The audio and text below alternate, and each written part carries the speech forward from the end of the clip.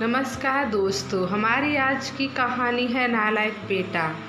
आज मदन जी की तबीयत ज़्यादा गंभीर हो गई थी, तो उनकी पत्नी सुषमा जी ने अपने बेटे को फ़ोन लगाया और बोली, बेटा तू तो जानता है अपने पिताजी की हालत के बारे में। अब तो उनकी हालत और भी ज़्यादा बिगड़ने लगी है। बिस्तर पर पड़े पड़े तुझे याद करते रहते हैं, तो थोड़ा सा समय निकालकर अपने बाबूजी से मिलने आ जाओ। बहू और बिटिया को भी लेते आना। तो दूसरी ओर से आवाज आई, नहीं माँ, मुझे अभी छुट्टी नहीं मिल पाएगी, इसलिए मेरा आना मुश्किल है। कुछ दिनों में समय निकाल कर आऊँगा। बेटे का कोरा सा जवाब पाकर सुषमा जी निराशा से भरी थी। उनका उदास चेहरा देखकर मदन लाल जी के चेहरे पर भी निराशा के भाव दिखने लगे। उनकी आंखों से आंसू टपककर उनकी तकिए को भिगो गए। 70 वर्षीय मदन लाल जी, जो कि कैंसर जैसी गंभीर बीमारी से पीड़ित थे, बिस्तर पर पड़े हुए अपने जीवन के अंतिम दिनों को जैसे तैसे काट रहे हैं। सुषमा जी और मदन लाल जी अपने बेटे और बहू से दूर अपने गांव में ही रहते हैं। उनका बेटा दीपक, जो कि शहर में नौकरी करता है, शादी के बाद से शहर में ही बस गया था, जहां वो अपनी पत्नी सीमा और 12 वर्षीय बेटी के साथ रहता है। गांव के मकान में कोई दो ही जन रह गए थे, एक सुषमा जी और दूसरे मदन लाल जी। मदन लाल जी के गांव में ही खेती थी, जिसके बल पर वह अपने परिवार का भरण पोषण करते आए थे और अपने इकलौते बेटे को पढ़ा लिखाकर इस मुकाम तक पहुंचाया था कि वह आज सर उठाकर जी सके। अपने परिवार को एक बेहतरीन जिंदगी देने के लिए उन्होंने अपनी सारी उम्र मेहनत करने में लगा दी, किंतु उम्र के साथ साथ उनके शरीर की ताकत कम होने लगी, जिसके कारण वो अपने खेतों में काम करने से लाचार हो गए थे। परंतु समय के साथ साथ उनकी हालत ज़्यादा बिगड़ती गई, तो पता चला कि वे इस गंभीर बीमारी से जूझ रहे थे। उनकी बीमारी के इलाज में उनकी सारी बचत खत्म हो गई थी, उनके खेत भी बिक गए थे। पहले उनका बेटा जमीन के ठेके से आने वाली रकम हासिल करने के लिए कम से कम साल में 2 बार तो आ जाया करता था, परंतु जब से उनकी जमीन बिकी, तब से उसने अपने माता पिता के पास आना तो दूर, उन्हें फ़ोन करना तक छोड़ दिया था और कभी कभार उनका हालचाल जानने के लिए फ़ोन कर दिया करती थी अक्सर सुषमा जी। बेटे को फ़ोन लगाकर उसे आने को कहते हैं, परंतु हमेशा उसका एक ही जवाब होता कि मैं अभी व्यस्त हूँ। आज जब शाम हुई तो अचानक मदन लाल जी ने कहा, सुषमा, मेरा जी बहुत मचल रहा है। सुषमा जी तुरंत उनके लिए रसोई में से नींबू पानी बनाकर लेकर आए, लेकिन आकर देखा तो मदन लाल जी बेसुध हालत में पड़े थे। उनकी आंखें पथरा गई थीं। सुषमा जी को समझते देर ना लगी कि उनके पति मदन लाल जी उन्हें हमेशा के लिए छोड़कर जा चुके थे। सुषमा जी का तो जैसे दुनिया ही उजड़ गई थी। आखिर मदन लाल जी के अलावा उनका अपना था ही कौन। बेटे को तो अपने पिता के अंतिम संस्कार तक में आने का भी समय नहीं था। शाम तक इंतजार करते करते जब सभी रिश्तेदारों गांव वाले थक गए, तो मदन लाल जी को अंतिम संस्कार के लिए शमशान लेकर जाया गया। वहीं उनका बेटा दीपक वहां पहुंचा और अपने पिता के मृत शरीर को मुखाकिन के अभी 2 ही दिन बीते थे कि दीपक अपनी मां के पास आकर बोला कि मेरे ऑफिस में बहुत ज़रूरी काम है। उस दिन भी बड़ी मुश्किल से छुट्टी लेकर आया था। जो होना था सो हो गया, उसे तो बदला नहीं जा सकता, लेकिन मेरा काम बहुत ज़रूरी है। सुषमा जी गुमसुम से बैठी हुई थीं। उन्होंने ना तो अपने बेटे को जाने के लिए कहा और ना ही उसे रुकने के लिए कहा, बस एकटक निहारती जा रही थीं। परंतु गांव वाले और रिश्तेदार जो वहाँ इकट्ठा हुए थे, उन्हें उसकी बातें सुनकर बड़ी हैरानी हुई और उनके जोर देने पर दीपक को वहीं रुकना पड़ा। अपने पिता के 13वीं करने के बाद जब वो वहाँ से वापस शहर के लिए निकला, तभी उस गांव के सरपंच ने रोककर कहा, बेटा, तुम्हारी बूढ़ी माँ के केवल तुम ही एक सहारे हो। तुम लोगों के अलावा उनका कोई भी नहीं है। तुम भी उसी हालत में यहाँ छोड़कर चले जाओगे तो उन्हें कौन संभालेगा। ऐसा करो, तुम अपनी माँ को भी अपने साथ ले जाओ। तुम लोगों के साथ रहेगी तो कम से कम उनका समय तो कट जाएगा। यहाँ अकेली तो घर भी उन्हें काटने को दौड़ेगा। गांव के सरपंच की बात सुषमा जी की बहू सीमा को भी अच्छी लगी, परंतु अपने पति के स्वभाव को जानती थी, जिस कारण कुछ कह ना पाती थी। सरपंच की बात सुनकर दीपक बोला, लेकिन गांव की आबो हवा माँ के लिए ज़्यादा अच्छी है। इस शहर में मेरा घर इतना बड़ा नहीं है कि मैं माँ को भी अपने साथ रख सकूं। तभी सरपंच बोला, बेटा तुम शायद नहीं जानते कि तुम्हारी माँ ने अपने जीवन में क्या खो दिया है। तुम्हारे बाबूजी इस उम्र में भी तुम्हारी माँ का पूरा ख्याल रखते थे। अब जब इस उम्र में उन्हें तुम्हारी सबसे ज़्यादा ज़रूरत है तो तुम अपनी माँ को साथ नहीं ले जाना चाहते। ठीक है, यदि तुम अपनी माँ को अपने साथ रखने से ऐतराज है तो यहाँ ग्राम पंचायत उनको संभाल लेगी, लेकिन फिर उसके बाद में तुम्हें तुम्हारे पिता की पुश्तैनी मकान को छूने तक नहीं दूंगा। सरपंच की बात सुनकर दीपक घबरा गया और अपनी माँ को अपने साथ ले जाने के लिए राजी हो गया।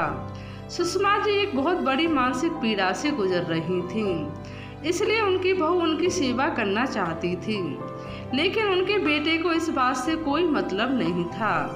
वो तो केवल सरपंच द्वारा जोर दिए जाने पर अपनी माँ को अपने साथ ले जाने के लिए राजी हो गया था। दीपक अव्वल दर्जे का मतलबी और लालची इंसान था। रिश्तों में भी अपना मतलब और स्वार्थ पूरा करता था। उसकी यही बात उसकी पत्नी सीमा को भी बिल्कुल पसंद नहीं थी। वह जैसे तैसे अपनी माँ को अपने घर में ले आया, लेकिन कुछ नहीं दिनों में उसकी माँ उसकी आंखों में कांटे की तरह खटकने लगी थी। जब उसकी पत्नी उसकी बिल्कुल विपरीत थी। वह एक औरत के दुख को भली भांति समझती थी, क्योंकि वह खुद भी एक औरत थी तो वह जानती थी यदि किसी औरत का सहारा उसका सुहाग गुजर जाए तो उस पर क्या बीतेगी, और वह भी इस हालत में जब वह इंसान उसका इकलौता सहारा हो। परंतु अच्छी तरह से जानती थी कि उसका पति कितना लालची व्यक्ति है और पैसों के लिए किस हद तक जा सकता है, इसलिए वो चुप रहने पर मजबूर थी। सुषमा जी को बेटे के पास आए हुए पूरा 1 महीना हो चुका था, और जब दीपक ने पूरे 1 महीने के खर्चे का हिसाब लगाया तो उसके होश उड़ गए। बिजली के बिल को लेकर चिल्लाता हुआ आया और बोला, सीमा आखिर तुम पूरा दिन करती क्या हो घर में? अगर एक एसी लगवाया है तो क्या सारा दिन उसकी हवा ही खाती रहोगी? जो इतना बिल आ गया है और राशन पर भी इतना खर्च होने लगा है, पूरे 1500 रुपये ज़्यादा खर्च हुए हैं इस बार। तभी सीमा बोली, इतनी जोर जोर से क्यों चिल्ला रहे हो? अरे माँ के गांव से आए हैं तो ऐसे में अगर 1500 ज़्यादा खर्च हो गए तो सुनिए जी, वो आपकी माँ है, अब वो हमारे साथ हैं तो हमें उनकी ज़रूरत का ध्यान रखना चाहिए, और आप हैं कि अपने थोड़े से खर्चे पर चिल्लाने लगे। सुषमा जी सारी बातें सुन रही थीं। उनकी मानसिक स्थिति तो पहले ही डावाडोल हो चुकी थी, और ऊपर से उनके बेटे की ऐसी बातें उनके स्वास्थ्य पर और भी बुरा असर करती जा रही थीं। बढ़ते खर्चों को लेकर सीमा से झगड़ा करना दीपक का रोज का काम था, जिसका परिणाम यह हुआ कि सुषमा जी की तबीयत दिन प्रतिदिन बिगड़ती जा रही थी। अपनी सास का पूरा ध्यान रख रही थी, परंतु दीपक को केवल और केवल अपने पैसों की पड़ी थी। अपनी सासू माँ की बिगड़ती तबीयत को देखते हुए एक दिन सीमा ने अपने पति दीपक से कहा कि माँ जी को डॉक्टर के पास दिखा आना। मन पसोच कर दीपक अपनी माँ को डॉक्टर के पास ले गया। जब दवाई दिलवाकर घर पहुंचा तो दवाइयों को मेज पर पटकते हुए गुस्से में चिल्लाने लगा, सीमा कहाँ हो तुम? बस अब बहुत हो गया, मुझसे ज़्यादा माँ को अपने पास नहीं रख सकता। इन्हें झेलना अब मेरे बस की बात नहीं है, इसलिए मैं छोड़ने जा रहा हूँ।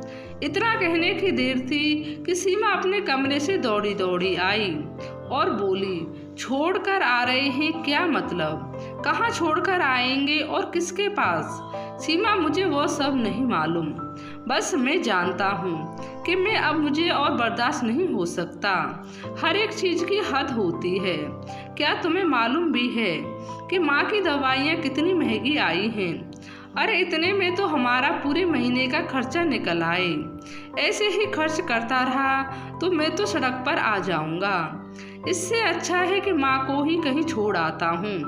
इस पर सीमा ने कहा, यह कैसी बातें कर रहे हैं आप? वो आपकी माँ है और आप उन्हें सड़क पर छोड़ना चाहते हैं। ऐसा सोच भी कैसे सकते हैं आप? और मैं ऐसा बिल्कुल नहीं होने दूंगी, समझे आप? अपनी पत्नी की आवाज़ सुनकर दीपक हैरान खड़ा रह गया, क्योंकि वो पहली बार था जब उसकी पत्नी ने उसे इतनी ऊंची आवाज़ में बात की थी। परंतु उसके तुरंत बाद ही सीमा ने बात को संभालते हुए प्यार से अपने पति को कहा, देखिए मैं जानती हूँ कि आजकल महंगाई बहुत बढ़ गई है, लेकिन इसका मतलब यह तो नहीं कि हम अपनी जिम्मेदारी से पीछे हट जाएं। वो आपकी माँ है, उनकी जिम्मेदारी आपकी है, किसी और की नहीं। परंतु सीमा की कही गई बात का उसके पति दीपक पर बिल्कुल भी असर नहीं पड़ा। वो अपनी माँ को खुद से दूर करना चाहता था, परंतु उसे कोई तरकीब नहीं सूझ रही थी कि वो आखिर ऐसा क्या करे जिससे उसकी माँ उससे दूर हो जाए, क्योंकि वो इतना भी समझ चुका था कि सीमा के होते हुए ऐसा करना कोई आसान काम तो नहीं। अब वो सही समय का इंतजार करने लगा। एक बार जब वो अपनी माँ को दवाई दिलाने के लिए अस्पताल लेकर गया तो वहाँ उसे एक व्यक्ति दिखा जो बहुत ज़्यादा परेशान था। दरअसल उसकी माँ की दोनों किडनियाँ खराब हो चुकी थीं, जिस कारण उन्होंने किडनी ट्रांसप्लांट करवाने के लिए एक डोनर की ज़रूरत थी, परंतु उन्हें परफेक्ट डोनर नहीं मिल रहा था और उनके पास कुछ ही दिनों का समय था। दीपक यह देखकर हैरान था कि वो आदमी अपनी माँ के लिए लाखों रुपए देने को भी तैयार था ताकि कोई उसकी माँ को किडनी देने के लिए तैयार हो। लेकिन कहते हैं ना, विनाश काले विपरीत बुद्धि। जैसे ही यह बात दीपक को पता चली तो उसकी खुरापाती दिमाग में एक बहुत ही घटिया तरकीब आ गई। उसने जाकर डॉक्टर से बात की और कहा कि उसके पास एक दाता है। उसने डॉक्टर से अपनी माँ के बारे में बात की। इस उम्र में माँ जी की किडनी निकालने से उनकी सेहत पर बहुत ज़्यादा बुरा असर पड़ सकता है, इसलिए डॉक्टर ने उसकी बात नहीं मानी। तो डॉक्टर ने तो दीपक डॉक्टर को किडनी के बदले मिलने वाले पैसों में से कुछ हिस्सा देने की पेशकश की। डॉक्टर को भी मालूम था जो आदमी अपनी माँ की जान बचाने के लिए दादा को मुंह मांगे कीमत देने के लिए तैयार है, तो डॉक्टर ने भी लालच में आकर हाँ कर दी। उधर सुषमा जी अपनी बीमारी के कारण पहले ही बेसुध सी रहती थीं, इसलिए दीपक अपनी माँ को डॉक्टर की निगरानी में अस्पताल में ही छोड़कर चला आया ताकि किडनी ट्रांसप्लांट से पहले जो भी चेकअप वे करना चाहते हैं आसानी से कर सकें, क्योंकि डॉक्टर ने भी कहा था कि हम ऐसे ही किसी की किडनी निकालकर किसी दूसरे में ट्रांसप्लांट नहीं कर सकते। उसके लिए बहुत से चेकअप करने होते हैं और जब सारी रिपोर्ट देख ली जाएगी तभी पता चल पाएगा कि वो सही दाता है या भी नहीं। इसलिए दीपक अपनी माँ को वहीं अस्पताल में छोड़कर चला गया और जैसे ही वह घर पहुंचा तो सीमा उस माँ जी के बारे में पूछने लगी, परंतु सीमा ने देखा उसका पति दीपक उससे नजरें चुरा रहा था। काफी देर तो वो चुप रहा, परंतु जब सीमा ने कई बार पूछा तो उसने कहा कि जब मैं माँ जी को दवाई दिलवा कर आ रहा था तो माँ जी अचानक सड़क की दूसरी ओर चली गईं। जब मैं उनके पीछे जाने लगा तो सड़क पर गाड़ियाँ आ गईं और ना जाने माँ जी कहाँ चली गईं। सीमा को यह बात सुनकर बहुत अजीब लगा। वो बोली, कमाल है, आपकी उपस्थिति में माँ अचानक कहाँ चली गई और आप यहाँ आराम से बैठे हुए हैं। तो दीपक बोला, तो मैं क्या करता? तुम्हें भी मालूम है कि 24 घंटे से पहले कोई भी पुलिस वाला कोई कार्रवाई नहीं करता। ऐसे में क्या करता? मैं उन्हें काफ़ी ढूंढा पर वह नहीं मिली। अब तुम ही बताओ मैं क्या करता? सीमा उस समय चुप हो गई, परंतु यह बात वह मानने को तैयार ही नहीं थी कि माँ जी अपने आप कहीं चली गई। इसलिए वह खुद ही अपनी सासू माँ को ढूंढने के लिए निकल पड़ी, परंतु ढूंढते ढूंढते रात हो गई और सुषमा जी का कोई अता पता नहीं था।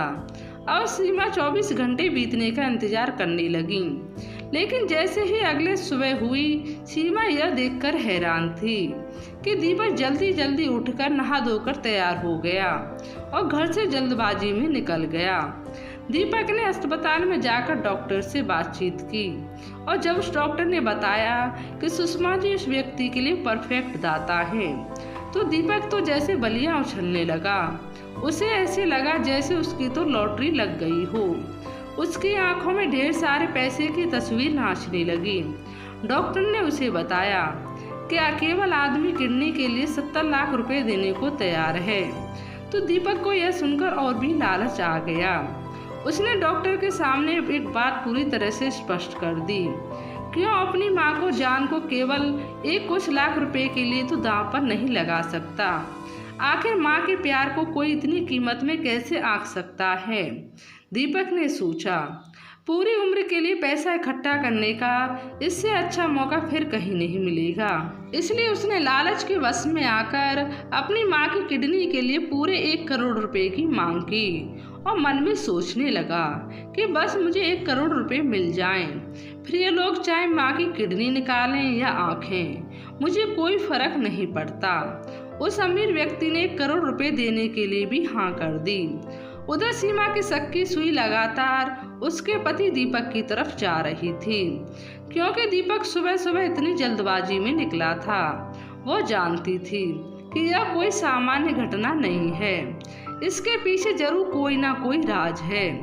अपने पति के जाने के तुरंत बाद ही वो अपनी सास की फोटो को लेकर पुलिस स्टेशन में चली गई। उन्हें वहां जाकर सारी बात बता दी, परंतु कांस्टेबल ने कहा कि 24 घंटे से पहले कुछ नहीं किया जा सकता। लेकिन जैसे ही सीमा ने इंस्पेक्टर को सारी बात बताई तो उस समय इंस्पेक्टर ने नोटिस किया, इस हिसाब से 24 घंटे हो चुके हैं। फिर FIR और दर्ज करवाने के बाद वो पुलिस को लेकर अस्पताल के लिए निकल गई, जहां उसकी सासू माँ यानी सुषमा जी का इलाज चल रहा था। उधर दीपक तो पैसे के लालच में अंधा हो चुका था। उनके मन में केवल यही विचार चल रहा था, एक बार ढेर सारा पैसा मिल जाए तो यहाँ से कहीं दूर चला जाऊंगा और सीमा को भी कोई ना कोई झूठ बोल दूंगा। सुषमा जी कल से ही नशे की हालत में थी, क्योंकि उन्हें नशीला इंजेक्शन दे दिया गया था ताकि वो इस बात का विरोध ना करें। अब उन्हें ऑपरेशन थिएटर में ले जाया जा रहा था कि तभी अस्पताल में सीमा कुछ पुलिस वालों के साथ पहुंचे और फिर वहां गई जहां उसकी सासू माँ की दवाई मिलती थी। लेकिन वहां पर कोई नहीं था, डॉक्टर भी छुट्टी पर था। सीमा ने वहीं बैठी हुई एक नर्स से डॉक्टर के बारे में पता किया तो नर्स ने बताया कि डॉक्टर तो कई दिनों से छुट्टी पर हैं। फिर सीमा ने अपनी सास का फोटो दिखाकर नर्स से उनके बारे में पूछा तो नर्स बोली, जी हाँ, यह औरत तो कल यहाँ दवाई लेने के लिए आई थी। उनके साथ एक आदमी था, वह कुछ देर यहाँ रुके थे, परंतु आदमी फिर दूसरे डॉक्टर से मिलने के लिए चला गया था। लेकिन उसके बाद मुझे नहीं मालूम कि वो आदमी औरत कहाँ गए, क्योंकि मेरी छुट्टी का समय हो गया था। मेरी जगह दूसरी नर्स की ड्यूटी थी, शायद वो इस बारे में आपको बता पाए। सीमा ने दूसरे डॉक्टर के बारे में पूछा और उनसे मिलने गई। वहां जाकर देखा कि डॉक्टर नहीं था। रिसेप्शन पर पता किया तो मालूम पड़ा कि डॉक्टर तो किडनी ट्रांसप्लांट के लिए अपनी टीम के साथ ऑपरेशन थिएटर में गए हैं। सीमा को किसी अनहोनी का अंदेशा तो पहले ही था। बिना कुछ सोचे समझे वो ऑपरेशन थिएटर की तरफ दौड़ पड़ी। वहां पहुंचकर देखा कि बाहर कुर्सी पर एक आदमी बैठा हुआ था जो कि बहुत परेशान लग रहा था और वह वहीं एक और नर्स खड़ी थी। सीमा ने जैसे उस नर्स को अपनी सासू माँ की फोटो दिखाई तो उस आदमी की नज़र भी उस फोटो की तरफ पड़ी तो वो आदमी चौंक गया और बौखलाए हुए ऑपरेशन थिएटर की ओर देखने लगा। दरअसल वह आदमी उस औरत का छोटा बेटा था जिसे सुषमा जी की किडनी लगाई जानी थी। सीमा का शक अब और भी पक्का हो चुका था। वह दौड़ती हुई ऑपरेशन थिएटर की तरफ गई और दरवाजे पीटना शुरू कर दिया। सीमा के पीछे पीछे पुलिस भी वहां तक पहुंच चुकी थी। पुलिस ने दरवाजा खुलवाया और सीमा पुलिस के साथ ऑपरेशन थिएटर के अंदर गई, परंतु जब वहां जाकर देखा तो उसकी आंखें फटी की फटी रह गईं उसकी सासू माँ की किडनी निकालने की पूरी तैयारी हो चुकी थी और वह बेचारी तो बेहोश की हालत में पड़ी हुई थी। उन्हें तो अंदाजा भी नहीं था कि उनका अपना इकलौता बेटा उनके साथ आज क्या करने वाला था। तभी कंधे पर बैग लटकाए दीपक बाहर से आ रहा था, जिसके साथ वो अमीर आदमी था। दीपक ने जैसे ही वहाँ सीमा को पुलिस के साथ देखा तो वह घबरा गया और चालाकी दिखाते हुए वहाँ से भागने लगा। लेकिन अब उसकी और चालाकियाँ नहीं चलने वाली थी। पुलिस वालों ने उसे वहीं दबोच लिया, उसे अपने साथ ले गए। साथ ही ऑपरेशन करने वाले डॉक्टर उस अमीर व्यक्ति को भी अपने साथ ले गए। उसने दीपक को इतने पैसे देकर उसकी माँ की किडनी खरीदी थी। थाने में ले जाकर जब दीपक की अच्छी तरह से मरम्मत की गई तो उसने सबको सच सच उगल दिया। कैसे उस लालची इंसान ने ना केवल पैसों की खातिर अपनी जन्म देने वाली माँ तक का भी सौदा कर दिया था। पूछताछ के बाद यह पता चला कि उस अमीर व्यक्ति का उस मामले में कोई दोष नहीं था, क्योंकि उसे तो यह तक नहीं पता था कि इस विषय में दाता की अपनी रजामंदी नहीं है, क्योंकि डॉक्टर ने उसे पूरी तरह से अपने विश्वास में ले दिया था। सीमा सुषमा जी को घर ले आई और उनके होश में आने का इंतजार करने लगी। जैसे ही सुषमा जी को होश आया तो सीमा उनके गले लगाकर रोने लगी। सुषमा जी अभी तक पूरी तरह से ठीक नहीं हुई थी, लेकिन इतना समझ पा रही थी कि उनकी बहू बहुत दुखी है। उसे चुप करते हुए कहने लगी, बेटी चुप हो जाओ, सब ठीक हो जाएगा, पर हम परमात्मा सब ठीक करेंगे। सीमा अपनी सास को लेकर अपने घर वापस चली गई और उनके अच्छे से ख्याल रखने लगी थी, परंतु रह रहकर उनके मन में एक ही ख्याल आ रहा था कि उनका बेटा दीपक कहाँ है। सुषमा जी ने अपने बेटे के बारे में पूछा तो सीमा उनसे वह सब बातें छुपा नहीं पाई। अस्पताल में हुई सारी घटना उन्हें बता दी। सुषमा जी यह बातें जानकर बहुत हैरान रह गईं और सोचने लगी क्या कमी थी उनकी परवरिश में जो उनका बेटा इस रास्ते पर चल पड़ा। परंतु फिर दूसरी ओर अपनी बहू को देखते उनके मन में कुछ तसल्ली भी रहती। इधर दीपक को 3 साल की सजा और डॉक्टर को जुर्माने के साथ साथ सस्पेंड भी कर दिया गया।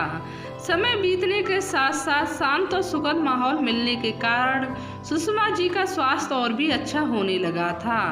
वो धीरे धीरे ठीक होने लगी थी। उधर सीमा ने घर में रहते हुए ही ऑनलाइन जॉब शुरू कर दी, फिर घर का खर्चा निकाल सके, क्योंकि वो अपनी सास को इस हालत में छोड़कर नहीं जाना चाहती थी। देखते ही देखते अब सुषमा जी बिल्कुल ठीक हो गई थीं। 3 साल बीतने के बाद जब दीपक घर वापस आया तो वो पहले जैसा दीपक नहीं था। उसमें बहुत सारे बदलाव आ चुके थे। उसके चेहरे पर शर्मिंदगी के भाव थे और दिल में अपनी माँ और पत्नी के प्रति इज्जत। दीपक के मन से अब पैसा पाने का लालच खत्म हो चुका था। सभी लोग सुख से रह रहे थे। पैसे कम थे, लेकिन सुकून शांति इतनी थी जितनी आज तक उस घर में कभी नहीं रही होगी।